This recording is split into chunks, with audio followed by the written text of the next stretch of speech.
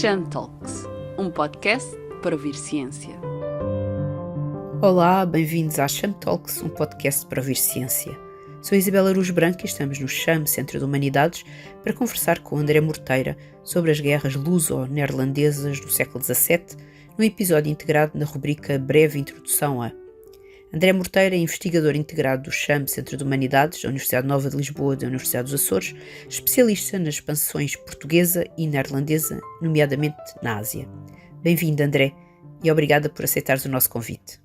O que foram as guerras luso-neerlandesas do século XVII? Obrigado eu pelo convite. As guerras luso-neerlandesas foram basicamente um conjunto de conflitos em que portugueses e neerlandeses se enfrentaram quase sempre fora da Europa, entre o fim do século XVI e a década de 60 do século XVII. Cerca de 2/3 de século, portanto. Por fora da Europa, estou-me basicamente a referir a uma série de possessões coloniais portuguesas na América, na África e na Ásia, que foram atacadas e muitas vezes conquistadas pelos neerlandeses. Algumas destas conquistas foram mais tarde revertidas, isto é, foram reconquistadas posteriormente pelos portugueses, como no Brasil e em Angola. E para a história colonial portuguesa e para a história de Portugal em geral, qual é a importância destas guerras? Qual era a situação do Império Português antes destas guerras e qual a configuração do Império no fim destes conflitos? Pois, são guerras pouco conhecidas dos portugueses, provavelmente pouco presentes na memória coletiva portuguesa, mas que, na minha opinião, pelos efeitos que tiveram, terão sido das guerras mais importantes da nossa história. São pouco conhecidas e lembradas, possivelmente porque foram travadas quase 100% fora de Portugal. Foram essencialmente guerras que diríamos hoje coloniais, que tiveram a importância que tiveram exatamente pelo que vieram mudar no Império Colonial Português da época. Alteraram drasticamente a configuração que este Império tinha em 1600. Cerca de 60 anos depois, em 1663, será já uma coisa completamente diferente. E para entender isto, é preciso dizer que a expansão portuguesa no século XVI tinha-se feito, como sabemos, na Ásia, por um lado, no que se chamava o Estado da Índia, e no Brasil, por outro. No fim do século XVI, por volta de 1600, o Império Português era um império dual, ou bipolar, com uma parte atlântica e outra asiática. E estas duas partes tinham uma importância grosso modo comparável. E é isso que vai mudar com as guerras com os neerlandeses. Como é que estas guerras começaram? Se quisermos datar convencionalmente o começo destas guerras, teremos de recuar a 1580. 1580, como se sabe, é o ano da União Ibérica, quando Portugal passa a ser parte da chamada monarquia hispânica. Ora, a monarquia hispânica estava então a braços com uma guerra secessionista nos Países Baixos, ou melhor dizer, nos Países Baixos do Norte, que correspondiam mais ou menos ao atual Estado neerlandês, vulgo Holanda, incorretamente.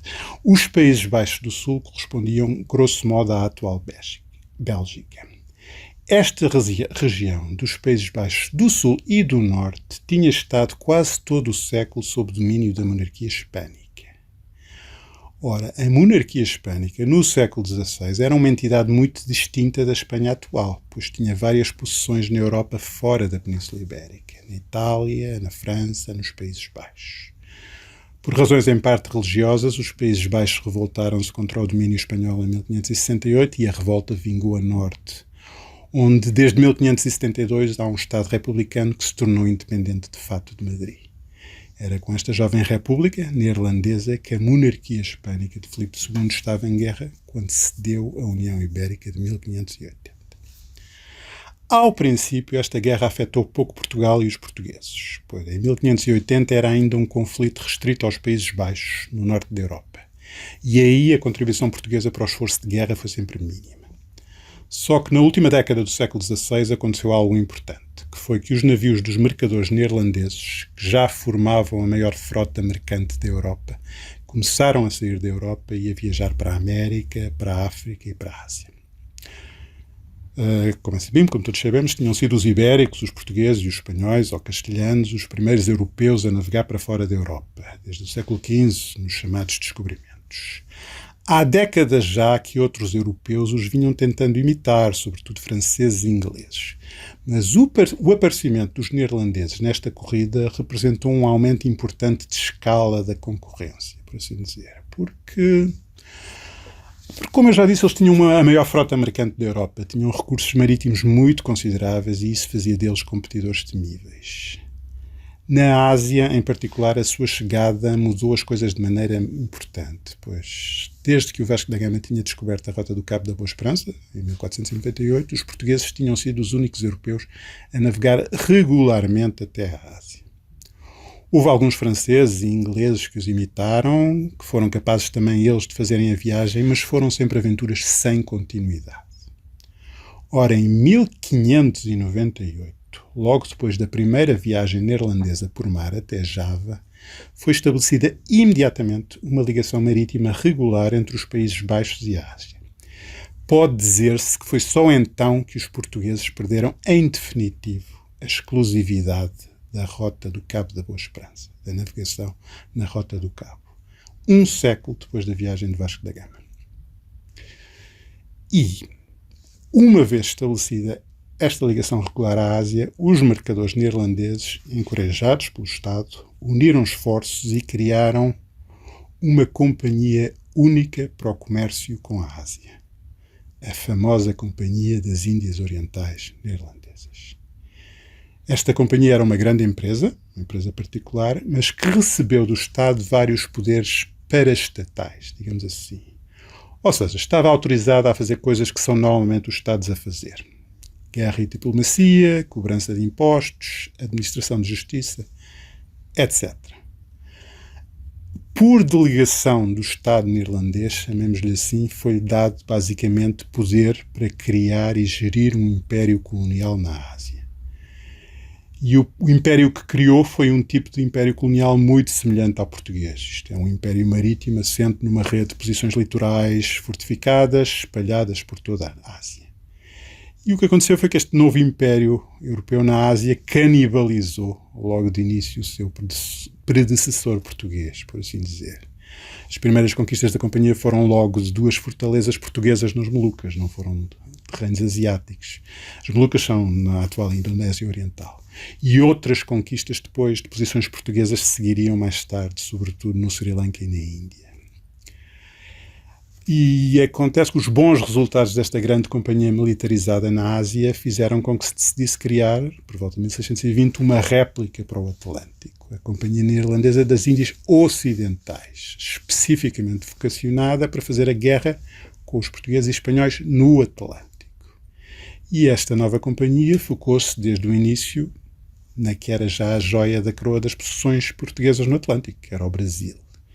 E assim, em 1630, tomou a cidade do Recife, no Nordeste, e nos anos seguintes chegou a ocupar a maior parte do Brasil, a norte da Bahia.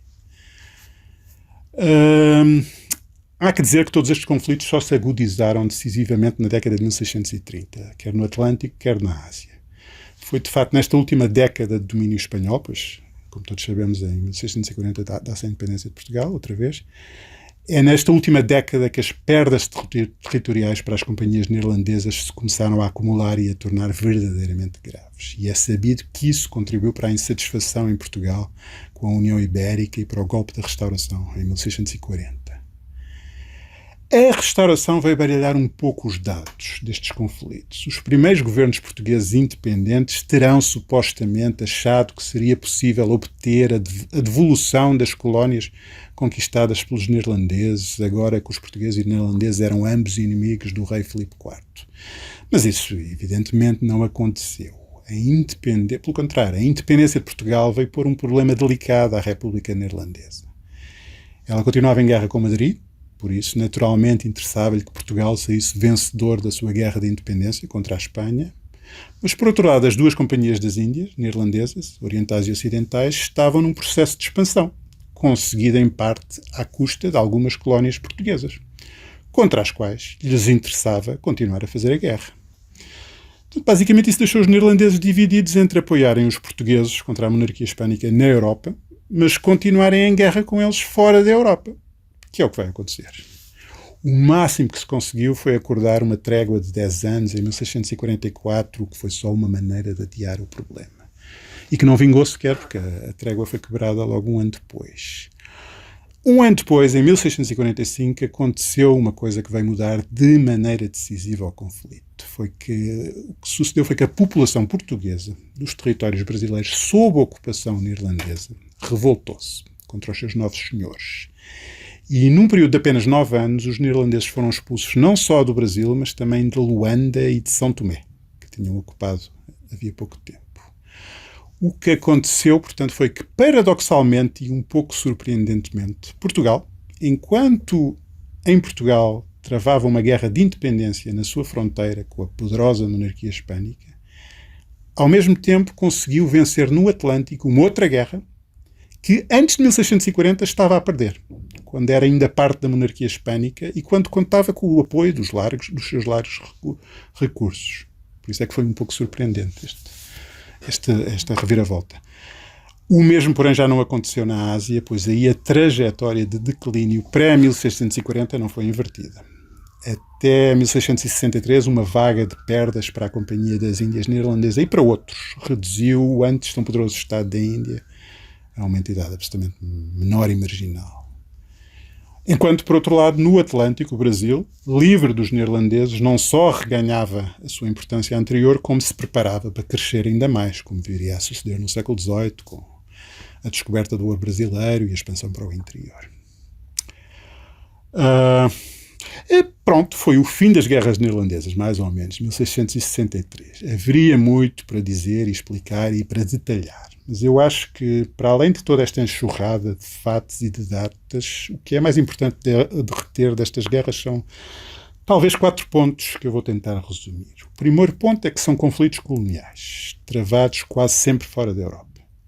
Mesmo enquanto Portugal é parte da monarquia hispânica, a participação portuguesa da guerra-monarquia nos Países Baixos, propriamente ditos, é diminuta. Há algumas tropas mandadas para lá, mas são poucas.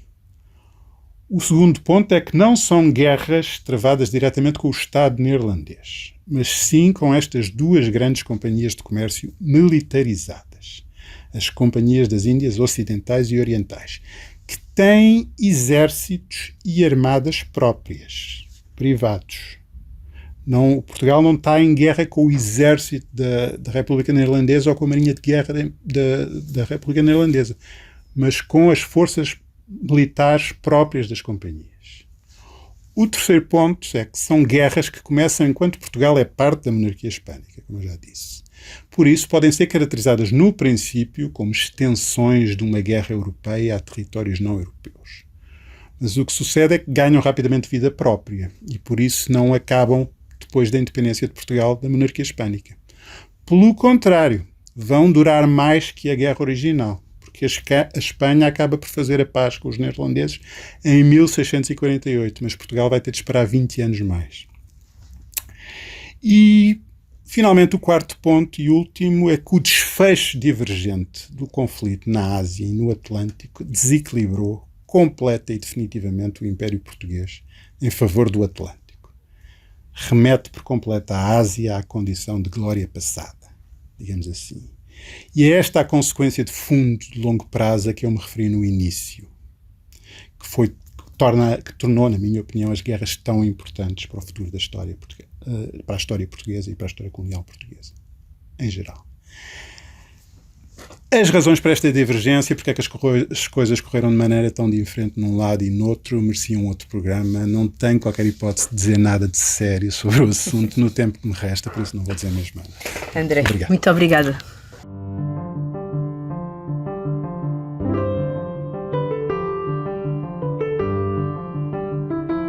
Obrigada também a quem está desse lado. Não deixe de clicar no botão de notificação para seguir o nosso podcast, classificá-lo com 5 estrelas e deixar os seus comentários.